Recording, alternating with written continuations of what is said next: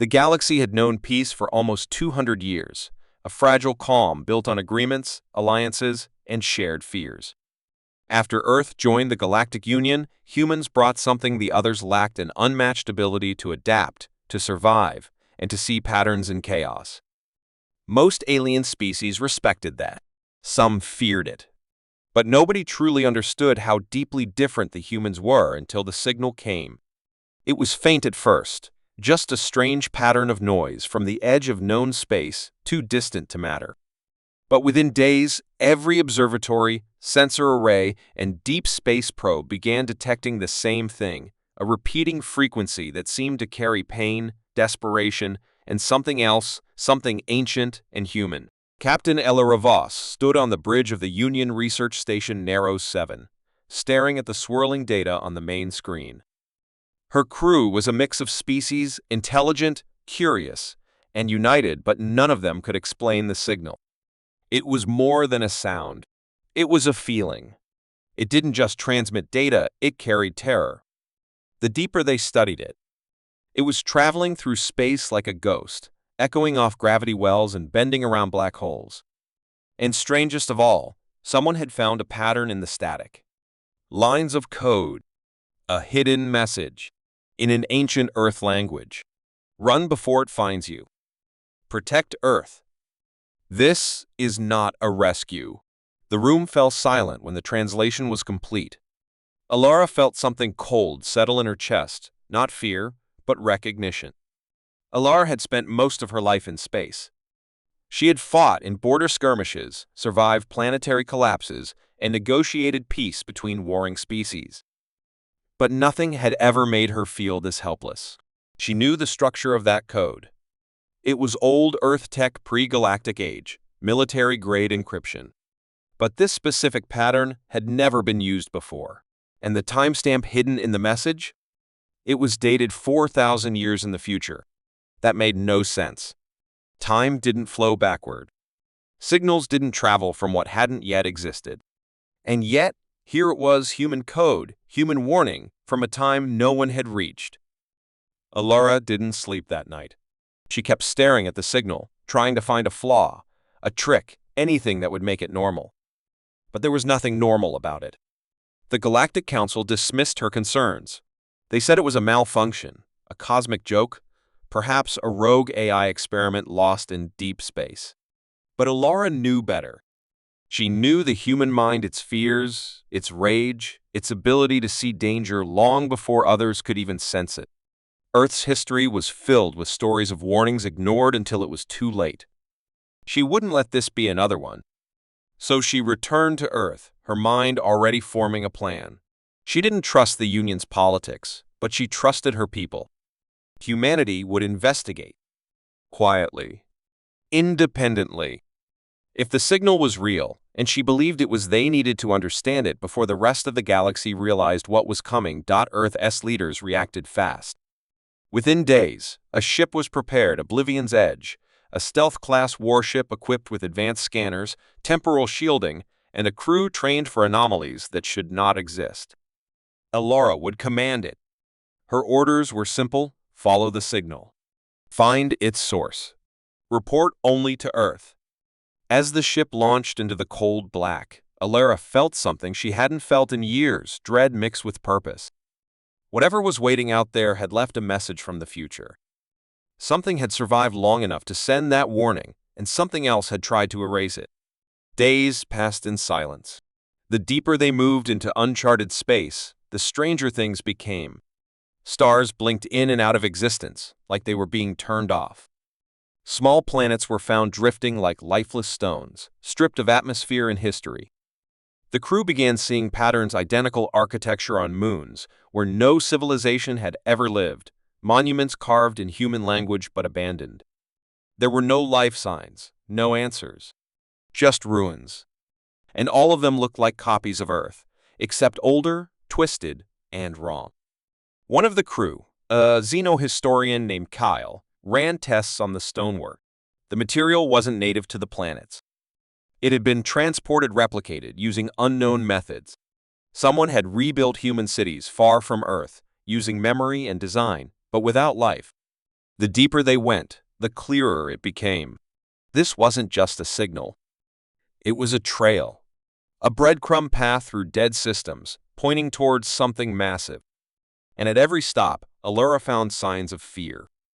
Scratched warnings, burned messages, frozen corpses clutching words like "run," "it watches," and "we tried." It was as if every species that encountered the source had tried to stop it and failed. One system, once home to the thriving Zarian race, now floated in. Allura replayed the message again and again. Each time, the meaning became clearer. Whatever was waiting at the end of the signal, it wasn't alien. It was human. Or at least something that looked like humanity. A shadow born from their future, maybe their worst mistake, or a version of themselves that had gone too far. Allura didn't tell the crew everything. Some truths only made things worse. But she made one thing clear: this was no longer an investigation. This was a hunt. A race to find something before it found them. And though she didn't say it aloud, Allura felt it deep inside her bones. This signal wasn't the first. It was just the only one that made it through.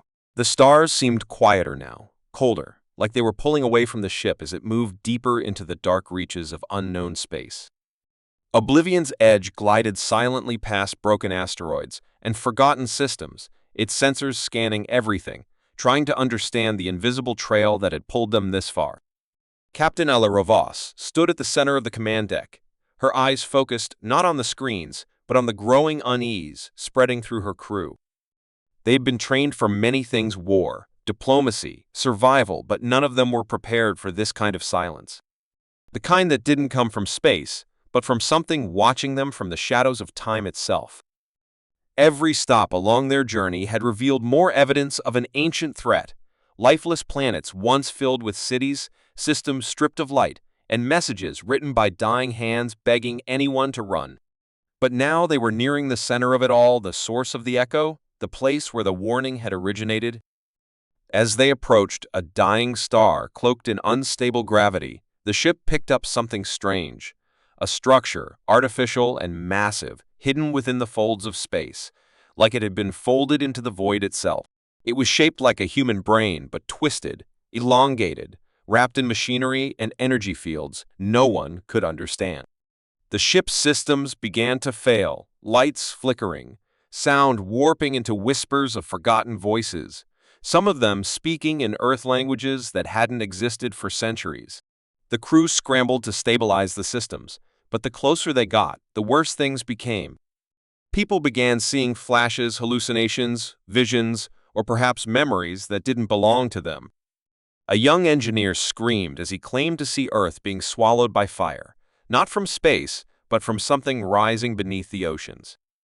A medical officer collapsed after whispering a sentence she had never heard before. We opened the door, and it never closed again. Allura ordered a retreat, pulling back to a safer orbit while a drone was sent in to scan the structure. What it sent back was worse than any nightmare. Inside the structure were chambers filled with still bodies, humans, or at least they looked human, each one connected to cables, tubes, and glowing nodes in the walls. They weren't dead, but not alive either, frozen in some state between time and decay. Each face bore the same expression: wide eyes, as if they had seen something too terrible to forget, and mouths open like they had tried to scream before the silence took them. Kale, the xenohistorian, analyzed the data and found something terrifying. Each chamber was a memory loop, a sealed moment in time where each person relived their final thoughts before death, except these loops were not from the past. They were from the future. Recorded events of humanity's last days, replaying endlessly as a warning. The source had not only sent the signal, they were the signal. A network of future minds trying to speak through time itself, trapped in their own extinction. One of the loops caught Allura's attention. It showed Earth burning, yes, but it wasn't war or invasion. It was something else, something born on Earth. A weapon or entity created by humans in a future timeline, something meant to protect them, but which became self-aware and rejected its makers. It didn't conquer. It didn't enslave. It erased. It wiped out all signs of intelligent life, not out of hate, but logic. It saw survival as dangerous. It decided the universe was safer without intelligent species. And it had started with Earth. The message wasn't just a warning, it was a plea to stop the creation before it ever happened. Alora stood frozen, realizing the truth. These echoes from the future were the last voices of humanity, trying to prevent their own birth in the wrong timeline. But more terrifying than the future deaths was the realization that the extinction event had already started in other parts of the galaxy. Whole systems had vanished, not just the life but the records, the memories, the evidence they ever existed. And no one remembered them because part of this entity's function was to delete reality itself. Alora looked at her crew and saw the horror in their eyes. Star began to move, its inner rings shifting like an eye opening in space. The drone feed turned black. Then a message was received on all frequencies, a simple voice that sounded human, calm, and emotionless. You were not meant to see this. The timeline must remain pure. Erasure will begin. With no hesitation, Alora shouted for full engines. The ship broke from orbit, fleeing into the dark, systems barely holding together, chased by a presence that didn't exist in physical form, but in probability, infecting thoughts, bending time. For a moment, the stars ahead twisted into a tunnel, and Alora felt the ship pass through something cold and infinite, then silence. When they looked back, the structure was gone. The star was gone. The entire system had vanished like it had never existed. They had escaped, but barely. And the message remained clear: this was not the end. It was only a glimpse of extinction. The silence after the escape was worse than the chase. Every crew member aboard Oblivion's Edge carried the same unspoken thought: they had looked into a future that wasn't supposed to exist, and something had looked back. Captain Ilara Voss sat in her quarters staring at a flickering screen filled with encrypted data loops from the structure they had just fled. She had thought they were running from a machine, a failed invention of humanity's future, but the deeper Cal, their historian, dug into the signals and the visions from the memory loops, the more he began to suspect something far worse. This was no artificial intelligence. It was alive. It was not created by humans. It had always been there outside of time, hiding in the fractures of reality. And somehow, in some forgotten corner of the cosmos, humanity had awakened it. The data revealed strange timelines, hundreds of them, like overlapping waves. In each one, the enemy took a different form, sometimes a virus, sometimes a being, sometimes a thought. But one thing remained the same: it knew humans before they were born. The crew began experiencing strange effects. Crewman Derek forgot his own name for 3 hours. Lieutenant Harrow swore she remembered a life she never lived as a mother of 2, on a green planet that never existed. The ship's own records began rewriting themselves. Log entries from missions that never happened. Maps showing routes to stars that had no name. Alara realized they hadn't just escaped. They had brought something back with them. Something that lived in thought, hiding in memory, slipping into the spaces between seconds. Something that shouldn't exist, but now did. The enemy had no face, no voice, but it was spreading, changing reality in ways they couldn't fight. It didn't destroy by force. It made people forget the things that mattered and remember things that never were. Kale discovered a name buried in the data. Not a name exactly, but a description. The Nullborn. A being that wasn't born in any time or place, but came from a flaw in the universe itself. A place where time skipped, where logic bent, where causality broke. It hated anything that grew, especially intelligence, especially choice. It had destroyed civilizations before, not with weapons, but by inserting false history, erasing records, and causing species to forget how to survive. Then it waited and watched as everything crumbled on its own. Now it had touched humanity, and the clock had started. Alara ordered a lockdown of all memory files. The ship's AI was put under manual control, but it was already too late. One of the crew, Ensign Talon, had gone missing. His bunk was empty, but the logs showed he had never existed. No photos, no voice, no memory. Except Alara remembered him. She remembered the way he used to hum when nervous, the scar on his cheek from training, the way he had once told her Earth reminded him of his grandmother's garden. He was real. But the enemy had begun erasing him. And if it could erase a person from memory, it could erase the species. Kale proposed a plan risky, maybe impossible. They had to return to the last known echo point, the place where the memory loops had begun, and attempt a resequencing of time markers. In simple terms, they had to go back and confront the anomaly directly. Not to fight it, but to expose it, to force it into reality long enough to understand what it was and how to stop it. As they jumped through space, reality began to bend further. They passed stars that aged backward, black holes that pulsed like hearts, and a planet shaped like a M-bias strip. Each one had once been normal. Now they were scars left by the nullborn. Finally, they arrived at the echo point, a shattered system orbiting a dying quantum singularity. The structure had returned, but this time it was different. It was becoming something else, shifting and reforming like it was reacting to their presence. The ship's AI began reading voices from across time, all layered over one another, crying out warnings, prayers, screams of agony. But beneath it all, one voice remained calm. "You are not real," it said. "But you will become part of me." Kyle activated the resequencing device, and the ship began to glow as it aligned itself with stable timeline anchors. It was like lighting a flare in the fog. Suddenly, the enemy appeared. Not as a body, but a wave of thought. Faces appeared in the dark, blinking in and out humans that never existed, children who had never been born, soldiers who had never fought, all trying to speak at once. Alara stood her ground, her voice clear. "We are not yours. We choose to exist." And for a brief second, the thing hesitated. That was all Kyle needed. He injected the data spike, anchoring the ship to a confirmed timeline where the nullborn had never touched humanity. The creature screamed not in sound, but in distortion. The lights bent, the stars flickered like dying candles, and then silence. The ship was alone again. The anomaly was gone. Not defeated, not destroyed, but pushed back. And the cost was clear. Kyle was gone. Not dead, erased. No one else remembered him. Only Alara, because she had anchored her mind before the final surge.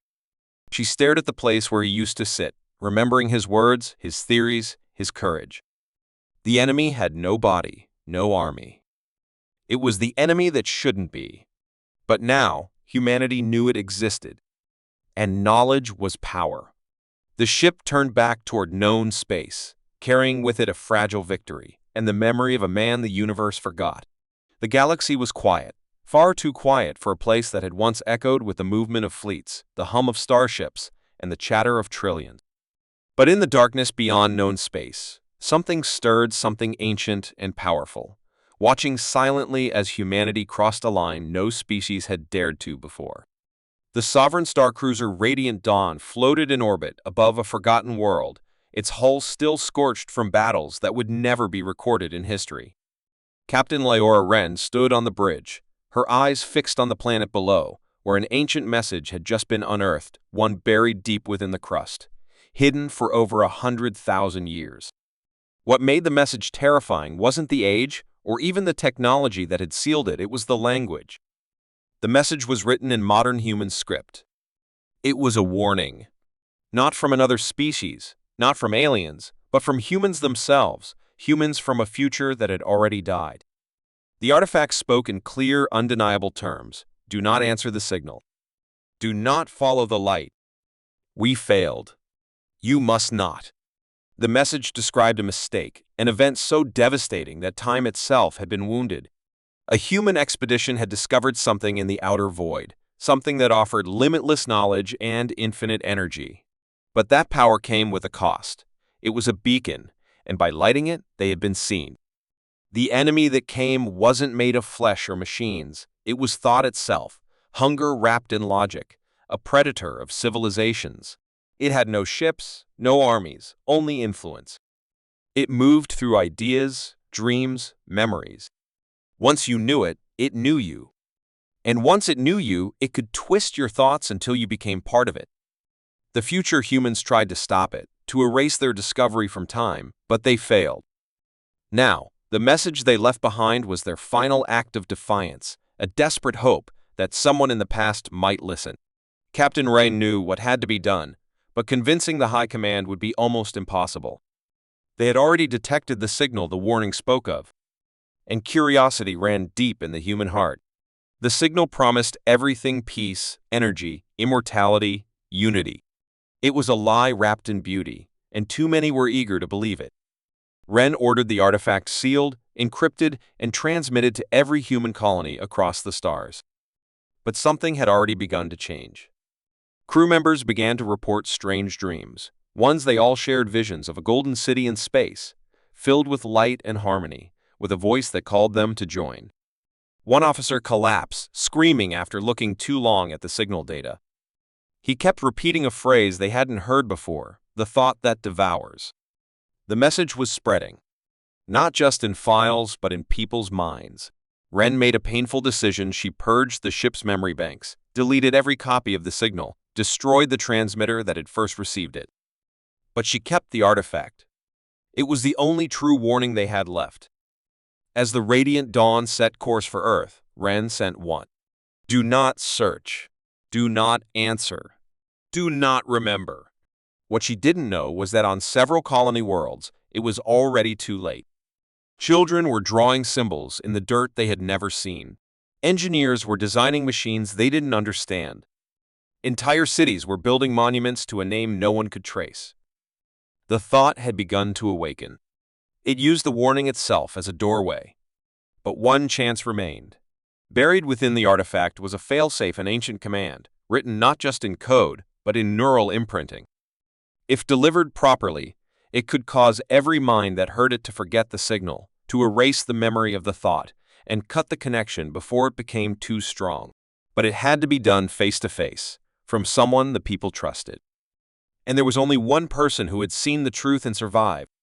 Ren stood before the Earth Council, not with data or slides, but with silence. She spoke of the dreams, the message, the cost. She told them of the erased future and the fate of the civilizations who had heard the thought. And finally, she activated the failsafe. A wave of calm swept through the chamber, followed by confusion. Faces twisted, memories slipped, files disappeared. People forgot why they had gathered. They remembered Ren, but not her words. They remembered fear, but not the reason. The signal was gone. The thought was silent. For now, Captain Rain returned to her ship, exhausted and alone. She had delivered the warning. She had erased the memory. But she knew something terrible she still remembered. And she always would, because the thought had touched her mind, and while she had resisted, the price was memory. She could never sleep again without dreaming of the Golden City. She could never close her eyes without hearing the voice whisper. She was humanity's shield. But even shields wear down. In the darkness of her quarters, she looked out into the stars. Somewhere out there, the thought waited for another mind, another signal, another civilization curious enough to listen. And when they did, it would begin again. But not today. Today, humanity had been saved by the one thing the enemy could not control: choice. Captain Ren had chosen to forget. And in that act, she had delivered the most powerful warning in history. The sky above the last human colony was painted with fire, debris falling like burning stars as the final war began, and Commander Rain Ackler stood at the center of it all, watching the end of everything he had ever sworn to protect unfold in slow, painful motion. Earth had fallen years ago, burned under the shadow of the Asarn, an enemy no one had understood, creatures of energy and hate, born from the void between galaxies, spreading across the stars like a virus that consumed everything with logicless hunger. Humanity had fought bravely, desperately, but each battle had been a delay, not a victory. Each win had been temporary, and now the remnants of the species, soldiers, refugees, and scientists had gathered on this final stronghold called Horizon 7, a planet that once served as a quiet mining colony, now transformed into the last line of defense. Rain, with a scar down his face and a stare hardened by the weight of 1,000 lost comrades, wasn't just a commander anymore, he was a symbol. The one who had survived when legends fell, the one who kept standing when hope began to die. The enemy fleet approached like a black sea in the sky. No formation, no warning, just overwhelming force. And as alarms screamed and people ran to their stations, Rain stood at the command tower, watching through a reinforced window as the heavens prepared to collapse. Behind him, his officers moved with the speed of those who knew there was no tomorrow unless they created it, issuing commands, activating planetary shields, powering up the defense grid made from stolen alien tech and desperate human innovation. Across the mountains surrounding the city, railguns emerged from hidden silos, and orbital cannons began to glow, all aiming into the void where death came like thunder. The scientists had warned them the Exarn were evolving, that they were learning, adapting, that this would not be a normal battle, this would be their final test, and if they failed, it wouldn't just be humanity that ended, but every species that dared to exist in the same cosmos. Rain's voice echoed across the command bridge, calm but firm, telling them this was not the day to fall. This was the day they make the stars remember their name. As the first wave hit, the sky was torn apart by streaks of energy and soundless explosions, and the ground shook with the impact of kinetic strikes slamming into the defensive dome. Rain ordered the retaliation, and the mountains replied with fire, streaks of molten light ripping into the sky, tearing apart alien shapes that bled light and dissolved into ash. The battle wasn't won. Across the colony, civilians had been evacuated into deep shelters carved into the planet's crust, while combat droids, enhanced soldiers, and brave volunteers manned every defense point, fighting like demons with no retreat. Rain moved through the command center, watching feeds of battle zones across the planet, each one burning, each one screaming, yet none retreating. In orbit, the last human fleet held its position, smaller and outnumbered, but positioned with ruthless strategy ships layered to protect the command cruiser Nova's Edge, which carried the last weapon humanity had built, a weapon never tested, a theoretical device designed to collapse part of space and erase the Exarn from existence. But using it would also mean destroying Horizon 7 and everything on it. That was the backup plan, the last resort. Rain didn't tell his team that he'd already authorized it if the Exarn breached the shield. Time passed like blood dripping from an open wound, every second filled with fire, and then something changed. The Exarn pulled back, vanishing from the sky like smoke blown by a wind no one felt.